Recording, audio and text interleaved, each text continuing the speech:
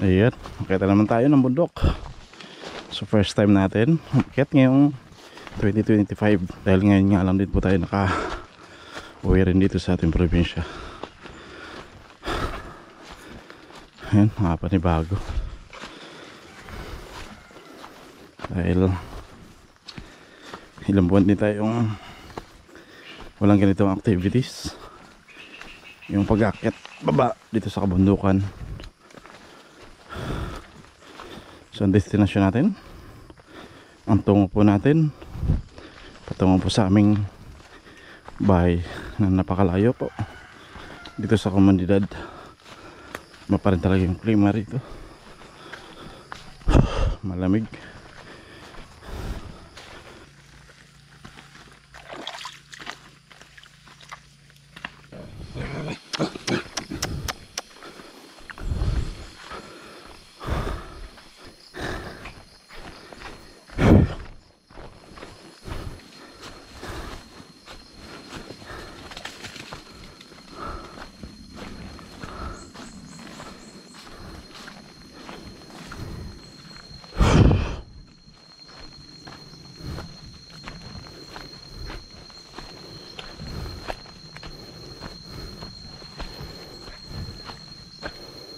Kilala pa ako, samantalang 6 na buwan ako nang wala rito sa isla, pero kilala pa rin ako ng isang doggy.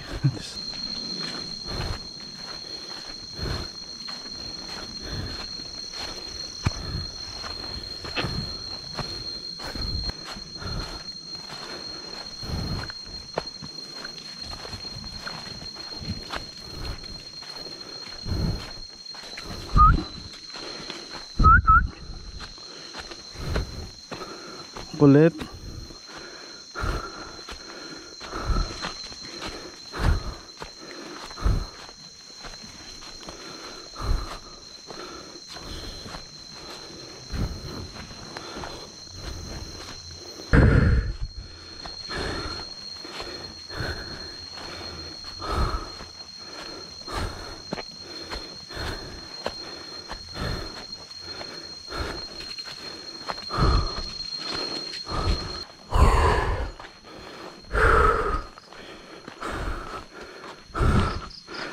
Yun.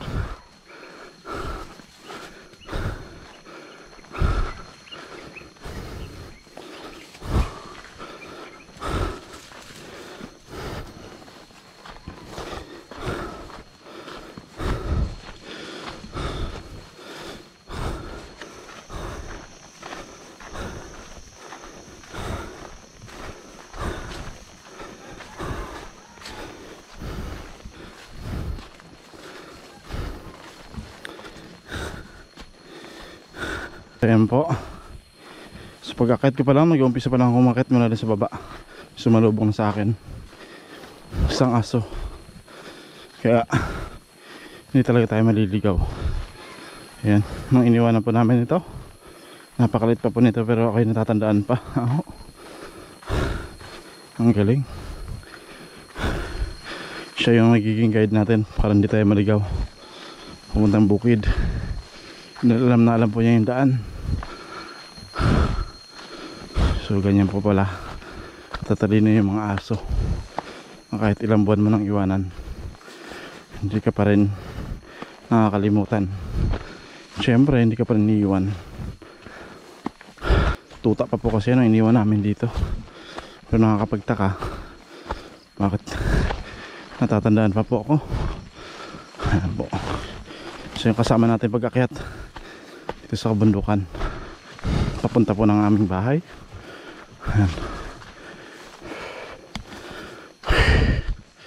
Yun, malapit na tayo. Sa kalagitnaan na tayo ng ating paglalakad. Dito talaga masusubukan yung tibay ng ating tuhod pagka ganitong akyatin. So dati po kasi ito parang basic na lang. Kaya nga lang makapagpahinga tayo ng syudad. At ngayon lang ulit tayo nakauwi ngayong 2025. Kaya nakapanibago. Kaya ramdam na ramdam ko yung hingal.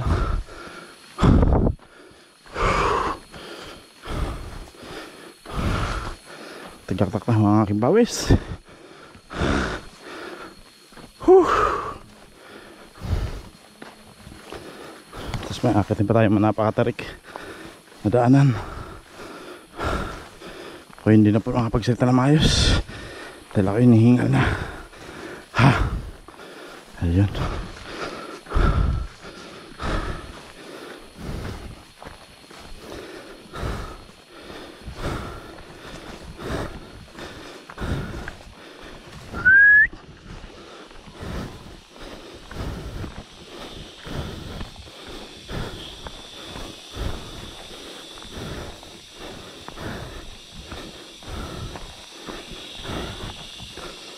Ayan, ang kulit mo, boy. Bait-bait naman yan. Oo.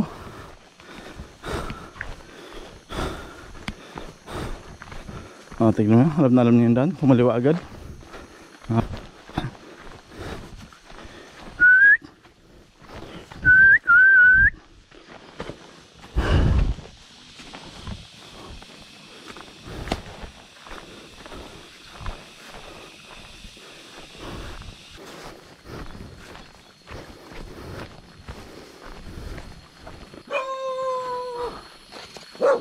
Baba si Pia.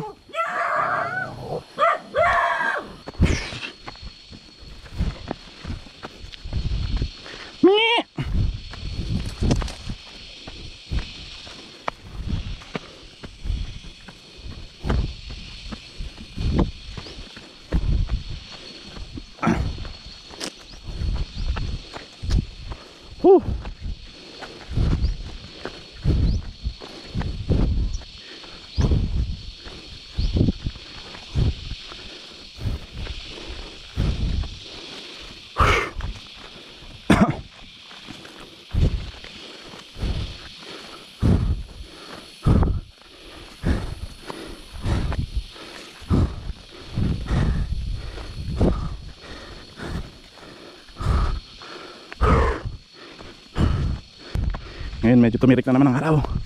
Kaya ramdam na ramdam yung pagod. Pero napakasarap dahil mahangin. Siyempre yung preskong hangin.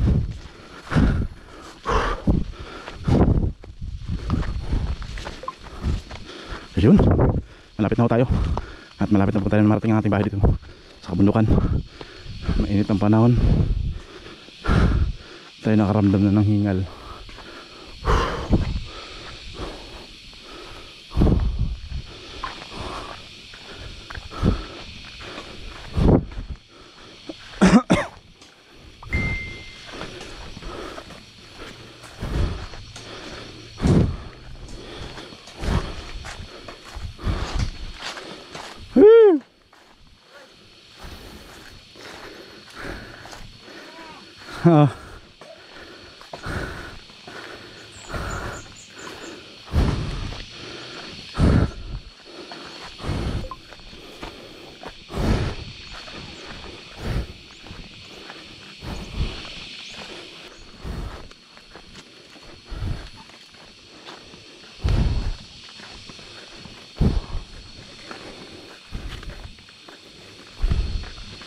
So ayan guys, ito na po yung aming bahay dito sa kabundukan.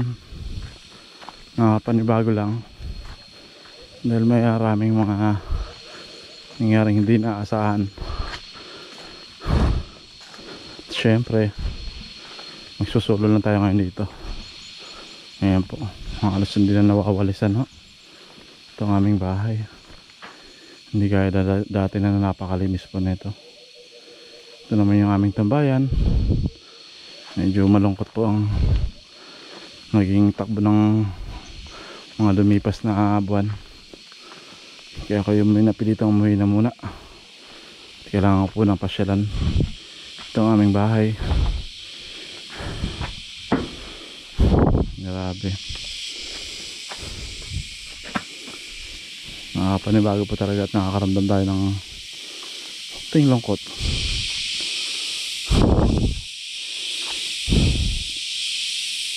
Dahil alam ko may kulang yung aking pag-uwi ngayon. Dahil dati Kasi kasama ko kasi yung nanay ko at tatay dito sa bukid na tuwing uwi ako may sasalubong na sa akin. Pero ngayon ito po.